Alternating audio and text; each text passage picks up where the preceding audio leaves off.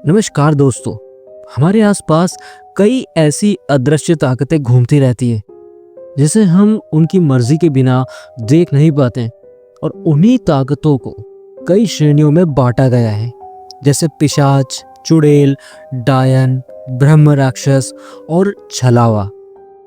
जी हाँ, छलावा एक ऐसा प्रेत जो अक्सर सुनसान सड़कें, जंगल, पुरानी हवेली, गहरे तालाब में पाया जाता है। छलावा आप पर कभी भी शारीरिक व बलपूर्वक वार नहीं करेगा, बल्कि मानसिक रूप से आपकी आत्मा को झंझोड़ कर रख देगा। आज की जो कहानी है वो ऐसे लोगों से ज़्यादा रिलेट करेगी जिनका काम ड्राइविंग का है या डेली अकेले हाईवे से अप डाउन करने का हो। तो बिना समय बर्बाद करे कहानी की शुरुआत करते हैं। साल था 2001। महाराष्ट्र के लातूर जिले में एक नितिन नाम का लड़का अपने परिवार के साथ रहता था। परिवार में उसके माता, पिता और एक छोटी बहन थी। नितिन का एक सपना था कि उसे सरकारी बैंक में एक अच्छे ओहदे पर नौकरी करना था, जिसके लिए वो जी तोड़ मेहनत करता रहता था। दिन रात सिर्फ पढ़ना पढ़ना। नितिन का खानदानी काम ही ड्राइविंग था, इसलिए इसके पिताजी भी ड्राइवर थे। इसलिए नितिन को भी जब भी समय मिलता वो अपने पिताजी के साथ ट्रक ड्राइविंग करने निकल जाता। जैसे तैसे इनके परिवार का खर्चा चल रहा था। तभी एक दिन इसके पिताजी को एक नया ऑर्डर आता है कि उन्हें ट्रक लेकर लातूर से पंजाब जाना होता है। पैसा अच्छा था, इसलिए उन्होंने मना नहीं किया और उसी शाम उसके पिताजी ट्रक लेकर पंजाब के लिए रवाना हो जाते हैं। नितिन के पिताजी की हमेशा से एक आदत थी कि वो शाम होते ही खाना खाने के बाद घर में फ़ोन ज़रूर किया करते थे, और उसी शाम भी ठीक उन्होंने फ़ोन किया था। अगली सुबह होती है, अगली शाम होती है, उसके पिताजी का फ़ोन नहीं आता है। परिवार को थोड़ा अजीब लगता है कि क्या बात है, पिताजी ने आज फ़ोन नहीं किया। थोड़ी बहुत टेंशन हो रही थी उनको, लेकिन फिर भी बात को टाल दिया कि शायद नेटवर्क नहीं होगा, इस वजह से फ़ोन नहीं किया होगा या लग नहीं रहा होगा। अगली सुबह भी वही सेम कंडीशन, उनका कोई फ़ोन नहीं, शाम को भी फ़ोन नहीं। ऐसे करते करते 2-4 दिन निकल जाते हैं। परिवार को अब चिंता सताने लगी थी कि क्या हो गया, उनका तो कुछ अता पता ही नहीं चल रहा। तभी नितिन जहाँ से ट्रक रवाना हुआ था उस सेठ के पास जाता है और उनसे पूछता है कि मेरे पिताजी को गए हुए 4-5 दिन हो चुके हैं, ना उनका फ़ोन लग रहा है, ना वो फ़ोन कर रहे हैं, सब ठीक तो है ना। लेकिन सामने से कोई जवाब नहीं देता, सिर्फ नितिन की शक्ल देखते रहते हैं। नितिन गुस्से में पूछता है, मुझे बताओ क्या हुआ है। तब उनमें से एक आदमी बोलता है कि नितिन, तुम्हारे पिताजी लातूर से पंजाब के लिए रवाना तो हुए थे, लेकिन रास्ते में उनके ट्रक का एक्सीडेंट हो गया है। ऐसा लग रहा था कि ट्रक किसी दूसरे ट्रक से बहुत बुरी तरह टकराया है। लेकिन सोचने वाली बात तो यह है कि वहाँ पर नितिन जी का ट्रक तो खड़ा था, लेकिन जिस ट्रक से नितिन जी का ट्रक टकराया था वो ट्रक वहाँ पर मौजूद नहीं था। तब नितिन बोलता है, ये आप क्या बात कर रहे हो, और आपने अभी तक हमें क्यों नहीं बताया? मेरे पिताजी हैं वो सब छोड़िए, ये बताइए अभी कहाँ है वो? तब वो ट्रक का मालिक बोलता है, नितिन, तुम्हारे पिताजी एकदम सुरक्षित हैं। हम लोगों ने उसी वक्त उनको हॉस्पिटल में एडमिट करा दिया था। हमें लगा कि एक बार सही हो जाए फिर आप लोग को बताना सही रहेगा। ठीक है, कोई बात नहीं, मुझे मेरे पिताजी के पास ले चलिए। वो लोग ऐसा ही करते हैं, उसे हॉस्पिटल में लेकर जाते हैं, और जैसे ही उसके पिताजी की हालत देखता है तो उसके हाथ पैर ढीले पड़ जाते हैं। तभी नितिन डॉक्टर से पूछता है कि डॉक्टर साहब, मेरे पिताजी ठीक तो हो जाएंगे ना? तब डॉक्टर बोलते हैं कि नितिन, ठीक तो हो जाएंगे, बट एक प्रॉब्लम है कि ये अब कभी चल नहीं पाएंगे। एक्सीडेंट बहुत बुरा था, जिसकी वजह से ये अब खड़े भी नहीं हो पाएंगे। यह बात सुनकर नितिन के हाथ पैर ढीले पड़ जाते हैं। उसे बहुत गहरा झटका लगता है, पर वो खुद को उस समय संभाल लेता है और घर पर जाकर सभी को बता देता है। घर में भी एकदम दुखी का माहौल पसर जाता है। माँ तो फूट फूट कर रोने लगती है पर उस वक्त नितिन सबको संभाल लेता है। कुछ दिनों बाद नितिन के पिताजी को हॉस्पिटल से छुट्टी मिल जाती है और उनको घर ले आते हैं। नितिन के पिताजी सेठ के बहुत पुराने ड्राइवर थे, इसलिए वो उन्हें मुआवजा भी देते हैं। मुआवजे की रकम इतनी होती है कि उनका परिवार साल भर बिना काम किए बैठकर खा सकता है। 1-2 महीना तो किसी को कुछ समझ नहीं आ रहा था कि अब आगे क्या किया जाए। तभी नितिन की माताजी बोलती है कि घर में किसी को तो कमाना होगा, इसलिए मैं चली जाती हूँ। जब तक नितिन की पढ़ाई चल रही है, घर का खर्चा मैं उठा लूँगी। नितिन को यह बात बिल्कुल अच्छी नहीं लगती कि उसके होते हुए उसकी माँ को बाहर काम करने जाना पड़े, इसलिए वो यह फैसला लेता है कि पढ़ाई के साथ साथ वो काम करेगा। पहले तो नितिन की माँ ने इस बात को सुनकर तुरंत मना कर दिया और बोला कि नितिन तू सिर्फ पढ़ाई कर, काम वगैरह मैं देख लूँगी। पर नितिन की जिद के आगे उसकी माँ की नहीं चलती और घर में सभी एग्री हो जाते हैं। तभी नितिन सोचता है कि मैंने काम का तो बोल दिया, लेकिन मैं करूँ क्या? मुझे तो बाहर का कुछ नॉलेज नहीं है। बस कभी कभार पापा के साथ ड्राइविंग पर निकल जाता था। तभी उसके दिमाग में एक आइडिया आया, क्यों ना पापा की तरह मैं भी एक ट्रक ड्राइवर का काम करूं। रोज रोज तो जाना नहीं होता, और कभी जाना पड़ जाए तो अपनी किताबें साथ ले जाऊंगा। जब भी मौका मिले पढ़ने लग जाऊंगा। जहां नितिन के पिताजी काम करते थे, नितिन उसी सेठ के पास जाता है और बोलता है कि सेठ मुझे एक काम चाहिए, मैं भी ट्रक ड्राइविंग अच्छी कर लेता हूँ। सेठ भी उसके घर की आर्थिक परिस्थिति समझकर उसे काम दे देता है और नितिन भी अब ट्रक ड्राइविंग का काम शुरू कर देता है। एक शहर से दूसरे शहर आना जाना लगा रहता था, लेकिन जैसा उसने सोचा था वैसा बिल्कुल भी नहीं हुआ कि काम के साथ साथ पढ़ाई भी कर लूँगा।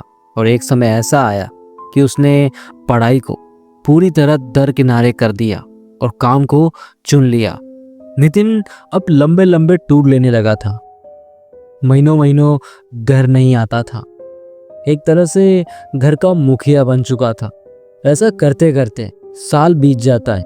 एक दिन उसे भी वही टूर मिलता है जो आखिरी बार उसके पिताजी को मिला था, लातूर से पंजाब जाने का टूर। उसे अब आदत पड़ चुकी थी। उसने बिना कुछ सोचे समझे हाँ कर दिया और ट्रक लेकर निकलने लगा। निकलने से पहले उसके सेठ ने उसको आवाज लगाई कि नितिन रुक जरा। वो उसके पास आए और बोले, देख ध्यान से जाना, सड़क थोड़ी अच्छी नहीं है। मेरे कहने का मतलब है रास्ता जंगल से होते हुए निकलता है। तुझे अगर सही लगे तो ही आगे बढ़ना, नहीं तो किसी ढाबे पर रात रुक जाना। नितिन उसकी बात सुनकर ड्राइविंग के लिए निकल जाता है। जैसे ही उस हाईवे पर निकलता है, नितिन देखता है कि उसके मोबाइल का नेटवर्क पूरी तरह जा चुका है। ना किसी का कॉल आ रहा है, ना किसी को लग रहा है। नितिन इस बात को इग्नोर करता करता आगे बढ़ने लगता है। ट्रक चलाते चलाते रात हो जाती है। अब उसे खाना खाना था तो वो अपने आसपास एक ढाबा ढूंढता है और खुशकिस्मती से उसे 1 किलोमीटर की दूरी पर ही ढाबा दिख जाता है।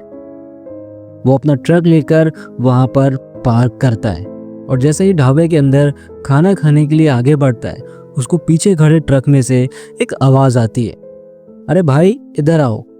नितिन उस ट्रक के पास जाता है। उसके अंदर एक आदमी बैठा था।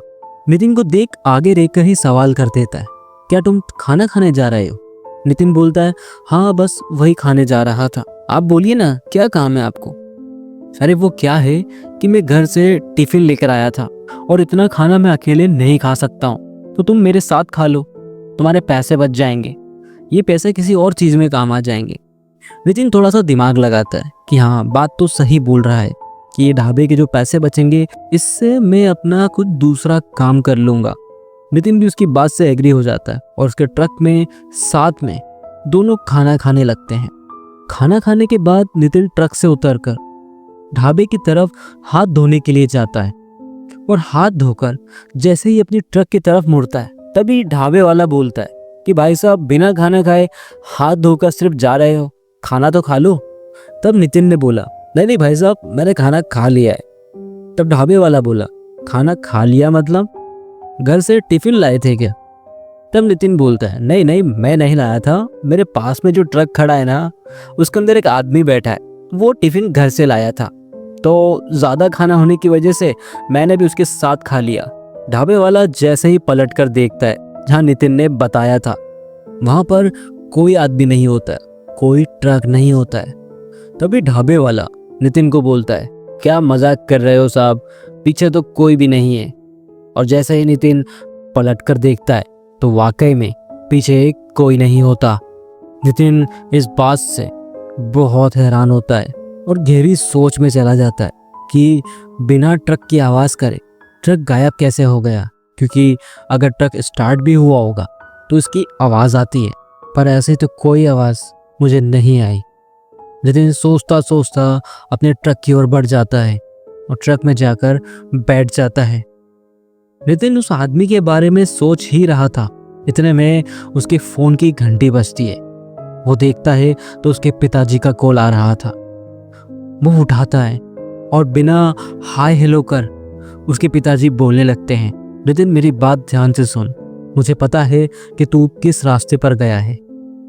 रात में ट्रक चलाते वक्त अगर कोई तुझे अजीब सी चीज लगे, कोई खड़ा होकर तुझसे मदद मांग रहा हो, कोई दूसरा ट्रक खड़ा हो, तो अपना ट्रक बिल्कुल भी मत रोकना। इसके आगे नितिन कुछ बोलता, इतने में फोन अपने आप कट जाता है और फिर से नेटवर्क चला जाता है। नितिन को ये बात सोचते सोचते 2 घंटे वहीं पर बीत चुके थे। समय देखा तो 11 बज चुके थे और नींद उसको आ नहीं रही थी, तो उसने कंटिन्यू ड्राइविंग करने का फैसला किया। अपना ट्रक स्टार्ट किया और निकल पड़ा हाईवे की ओर। थोड़ा आगे जाते ही रोशनी के सारे स्रोत, पूरे हाईवे पर सिर्फ इसके अकेले का ट्रक था और ट्रक की हेडलाइट से बस सामने का नज़ारा दिख रहा था। अंधेरा इतना घना था कि आसपास की चीज़ों को देखना मुश्किल था। इतने में इसे सामने एक ट्रक खड़ा दिखाई दिया। उस ट्रक को देख इसने अपना ट्रक रोक दिया। फिर नितिन को उसके पिताजी की बात याद आई कि कुछ भी हो जाए ट्रक मत रोकना। पिताजी की बात मानते हुए उसने ट्रक अपना स्टार्ट किया और जैसे ही आगे बढ़ने के लिए निकला, उस ट्रक के सामने से वही आदमी निकल कर आया जिसने कुछ देर पहले इसको अपना खाना खिलाया था। नितिन ने उस आदमी को देख अपना ट्रक रोक दिया और बाहर निकल कर आ गया और पूछने लगा, क्या हुआ भाई साहब, कुछ दिक्कत आ गई है क्या ट्रक में, मैं कुछ मदद करूं? तभी वो आदमी बोलता है कि मेरे ट्रक का टायर पंचर हो गया है, तो मैं स्टेपनी लाना भूल गया हूँ, अगर तुम्हारे पास एक्स्ट्रा स्टेपनी हो तो मुझे लाकर दे दो ना। और नितिन के पास स्टेपनी थी तो वो अपने ट्रक में स्टेपनी निकालने गया और लेकर जैसे ही वापस आया तो वहाँ पर कोई आदमी नहीं था। ट्रक अब भी वही खड़ा है। नितिन ने 2-3 बार चिल्ला चिल्ला कर उसको आवाज़ दी कि अरे भाई साहब कहाँ चले गए। तभी उसके कान के पास से एक ठंडी हवा का झोंका निकला।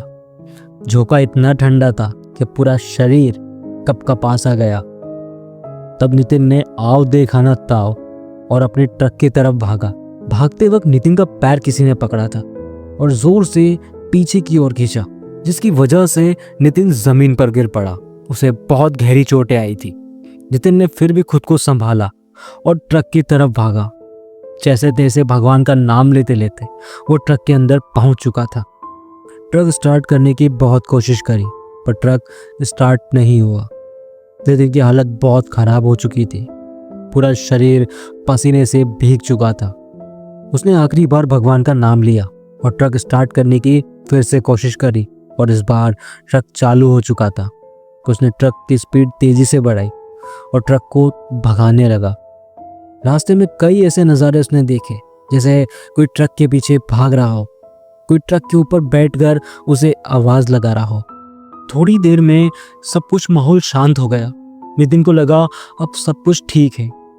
उस शांत भरे माहौल में नितिन की नज़र जैसे ही अपने पड़ोस वाली सीट पर गई तो वहाँ पर वही आदमी बैठा था जिसने कुछ देर पहले नितिन को गिराया था। आदमी दिखने में बहुत भयानक दिख रहा है। काली आंखें, लंबे लंबे दांत, उस पे खून लगा हुआ है। बस वो नितिन को देख हंस रहा है और एक ही बात बार बार बोल रहा था, क्यों नितिन, खाना पसंद नहीं आया मेरा? नितिन के पास कोई रास्ता नहीं था क्योंकि ट्रक रुक नहीं रहा था। उसने बहुत रोकने की कोशिश करी और उसकी नज़र सामने नहीं, सिर्फ उस आदमी पर थी। तभी थोड़ी दूर से नितिन के कानों में एक आवाज़ गूंजी, नितिन नितिन। नितिन ने पहचानने की कोशिश करी। ये आवाज़ उसकी माँ की थी। उसने पूरी ताकत से सामने की ओर देखा तो बीच सड़क पर उसके ट्रक के सामने उसकी माँ खड़ी थी और उसे आवाज़ लगा रही थी। नितिन को अपनी माँ को बचाने के लिए उस तेज रफ्तार वाले ट्रक का स्टीयरिंग पूरी ताकत से घुमा दिया। ट्रक का बैलेंस बिगड़ा, ट्रक एक पेड़ से जा टकराया और नितिन ट्रक के बाहर जाकर गिर पड़ा और वहीं पर बेहोश हो गया।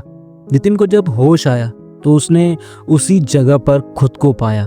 ट्रक भी पूरी तरह टूट चुका था, वो चलने की हालत में नहीं था। उसने जैसे तैसे अपना फ़ोन निकाला, थोड़ा बहुत नेटवर्क आ रहा था। लोग बाग मौके पर पहुंचे, उसकी मदद करी और उसे अपने घर पहुंचाया।